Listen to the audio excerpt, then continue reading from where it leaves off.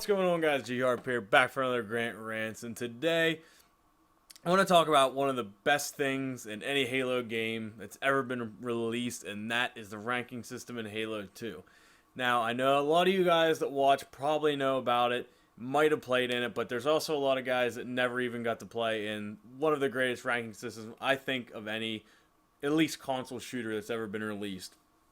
Now, what we have on the screen right now is what the ranks look like. I'll explain it to you a little bit here. As you can see, it starts from 1, goes to a ring. You got all the ranks in there. You got the moon, you got the eclipse. Those are all the higher ranks. Your 46, 47, 48. Those were all the symbols. And that was really, really cool. And how it worked was, from about 1 to 20, you ranked up, or 1 to 15, you ranked up at over 2 to 3 games. The higher you got in your 30s, it might take 3 to 4. In 40s, it might take 4 or 5. And it kind of went only on wins and losses. Now, if you won, you gained a little bit of XP. If you lost, you got some taken away. Now, the only way you could really tell how close to the next rank you were was by going on Bungie.net. And this is one of the coolest things to do. You saw a bar, gave you how much more you had to go to get to your next rank. Never really told you exactly, and it was just so tense. If you were really close to the next level and ranking up, your next game would be just that much more tense. If you won, you got your rank. If you didn't, you had to do it all over again. You might have to win 2 in a row or 3 in a row to get back to where you were. And it wasn't as convoluted as Halo 3's ranking system is, or was, when a lot of people played it. In Halo 3, you really never knew how many games you took to go up. Now, I know a lot of people may know exactly how many games it takes and all this stuff, but for the normal person, you really never knew how many games or how much XP more you needed. But this wasn't the case in Halo 2. Bungie.net, you could see exactly how much more the bar needed to go. If it was close, you knew you needed 1 game. If it was sort of close, you might need two games, 3 games. But it was a much better indicator than the Halo 3 way of doing things, where you never knew how close you were to the next rank. Also, Halo 2 included leaderboards, which went away for Halo 3.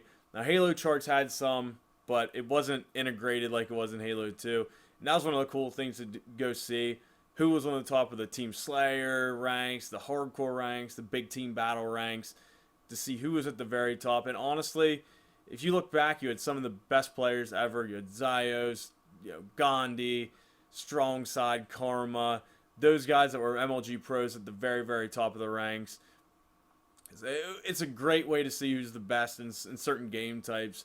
Now you might have different people for big team battle or free for all. You kind of specialists in some of these game types. But in all honesty, Halo 2 had the best, in my opinion, best ranking system of pretty much any console game. I'm sick of the prestige model and the just gaining XP because you play the game. We need to go back to competitive. I have a video on it, so I won't harp on it that much.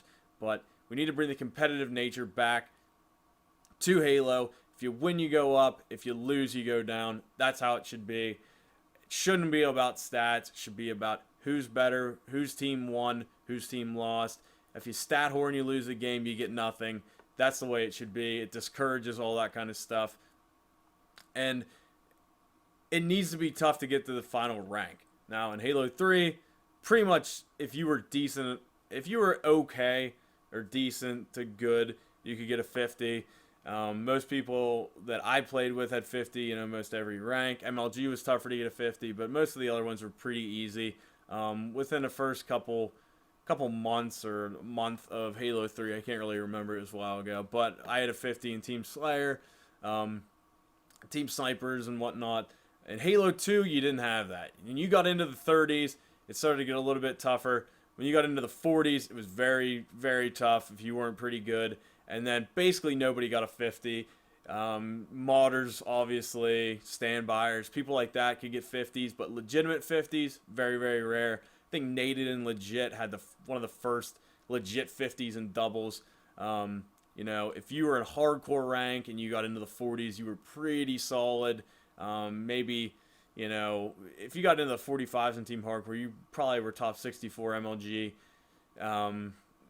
You were pretty good at that point. Unless you're a standby or modder, which was very prevalent back in the day. But ranks were very, very good to get. It gave you incentive to get on and play every day and to just take the game seriously. You still had your casual, not ranked game types like you do in every Halo, but they still had the option of taking it seriously and getting a rank for it, unlike Reach and Halo 4 that just kind of got away. They went to the Call of Duty model, which is fine for some people, but for me, I think the vast majority of Halo players, having that rank is a big deal. It gives you an incentive to play, and back in the day, that's the reason I got on. Halo 4, Halo Reach, they really never gave me any reason to get on. I didn't really care about XP ranks. It doesn't really matter. It doesn't show how good you are, or anything like that. I want to see it go back to that model. I hope we do see something like that for Master Chief Collection. I'm not exactly sure how they're going to implement it with all the 4 games being on it at the same time, but we will see. But that's my piece on ranks, guys. I have a question for you guys, though. Please post in the comments if you think it's a good idea. I'm just kind of brainstorming here. I got a comment about it. But would you guys like to see maps that were in Halo 2 in different playlists other than MLG? I've just done all the MLG maps, but I might be able to shed some light on Team Snipers, Team Slayer, what maps were in it, give you some overviews on them if you've never seen them before. If you guys would like to see that, hit me up in the comments, tell me about it. But as always, guys, hit that subscribe button if you like what I do. Comment, all that kind of stuff. As always, take her easy.